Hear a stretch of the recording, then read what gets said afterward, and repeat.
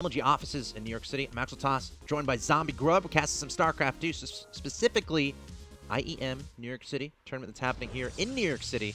This is Group D. This is the final group of the evening, and again, how this works is there's 4 groups of 4. It's winners match format. You play 2 matches, then the winners play each other. Winner of that moves on to the round of 16 bracket, or the round of 8 bracket, and if you lose twice, you're out, basically. That's basically how it works. So here we are in the first match of San versus Revival in the bottom right-hand location. I do present your red Protoss player. San, team, what did we say? Firewolves. Yo, Flash. Wolves. Dang it, Axel Toss, why is your memory so bad? I'm sorry, I apologize. Of course, his opponent in the top left-hand location representing Evil Geniuses, he is Revival.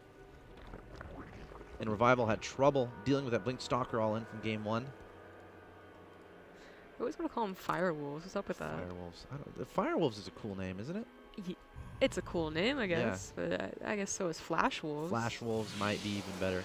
Of course, he plays for Western Wolves too, so I think. I'm pretty sure. A man of many.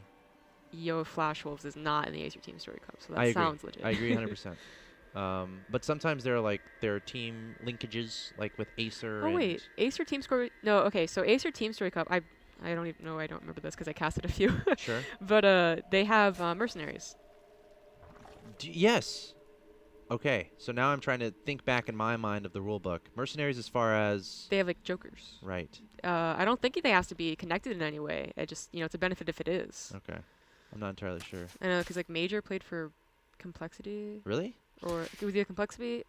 Or yes, you're right. I remember this. Yeah, that's the one when I was casted. It was like 2 jokers versus each other the first game, but yeah. So he might have been a mercenary or whatever, and they also might have ties together. I'm not sure.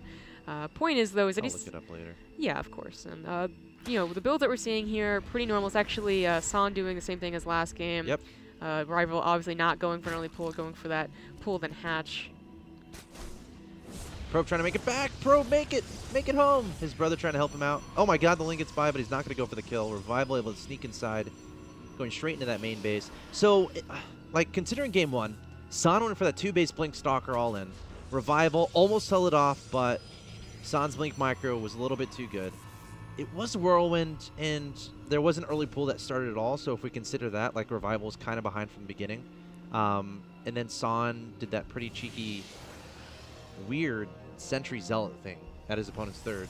Yeah, that's right. You remember that, where he was just like, he literally took 2 or 3 sentries and started walking them across the map, which is pretty dangerous, especially when your opponent has a bunch of speedlings. So I'm wondering if he's going to try something like that again. For now, he's sending a Zealot to that 3rd base. Got a Mothership Core going in that general direction as well. Behind this, or meanwhile, I should say, Revival just got 100 gas for speed. Otherwise, just making exclusively drones, queens, and lings. Got 10 lings in production to prepare against this little attack that he sees coming. But yeah, this little attack he's preparing against, right? So 10 lings is a pretty nice count for this attack, but he missed the proxy pylons right behind his 3rd. Will these lings see it?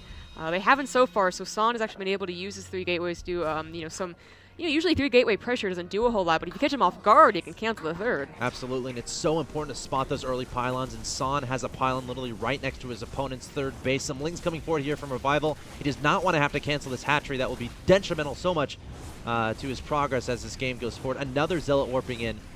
I think Revival might have to forfeit this. He's going to try to engage these Zealots. A Time Warp going down, a nice Time Warp indeed, and San can just stay on the north side of the hatchery, so the Lings have to run through that Time Warp in order to engage the Zealots. He's just going to target the hatchery down, and it is going to have to be canceled. No, he's actually turning around to engage the Lings. It's actually very close.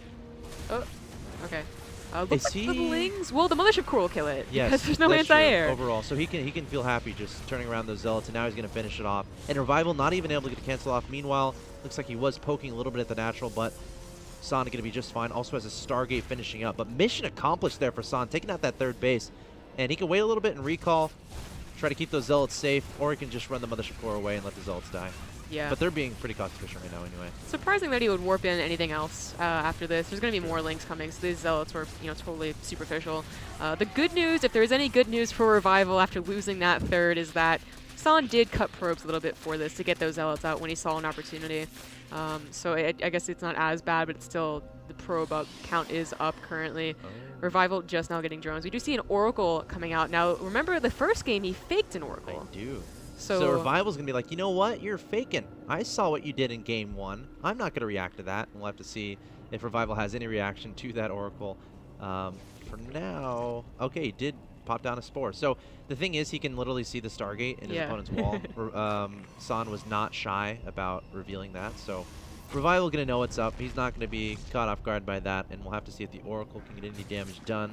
Going straight for the main base, targeting down one drone, tickling him a little bit, but it's going to be backing away. But look out, because Oracles, they can be nasty even as the game goes along. At any point, they can just jump right into your mineral line and get a lot of drone damage. Yeah, which is why I liked him pulling back right there. But yeah, a little from San. One Sentry is going to be caught on the wrong side of the force field. It's poor Sentry. I don't think he's going to be able to get into it. There is a block. There's actually a pylon block, which, I mean, I guess you can do it if you're going to take a third anyways, but that's something you usually see when you go on all-in. He has a lot of gateways. He does, so this could still be an attack that he's going to commit to just like last game. Yeah. This is 7 gates. San really going for it again. 2 bases he's happy with. He's like, all right, I only need 2 bases to take out Revival. Went for the Blink Stalker play in Game 1. This is a mass gateway timing attack, and we got a Roach Warren about to complete here, but it's still a good distance off. 16 lings in production, and San is literally sprinting across the map. He's trying to hit as fast as possible, which is exactly what you need to do as a Protoss player against Zerg. What Revival was doing was only going 4 lings. You can see his Roach Warren's just finishing. They do get, they don't really get anything right there, and they just lose a bunch of lings. So this attack does really well against mostly lings, and that was. I love those. That's an awesome pylon.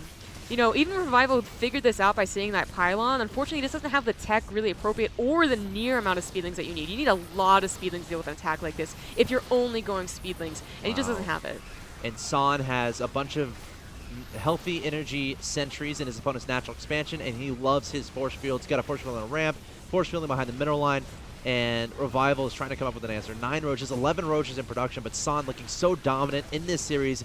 And in this game number 2, a bunch of Zealots chopping away drones there in the natural expansion. The Hatcher going to be targeted down.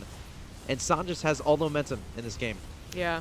This is going to be a very quick 2-0 PVZ. There it is. GG. Are you impressed with San? I know you were cheering for Revival there.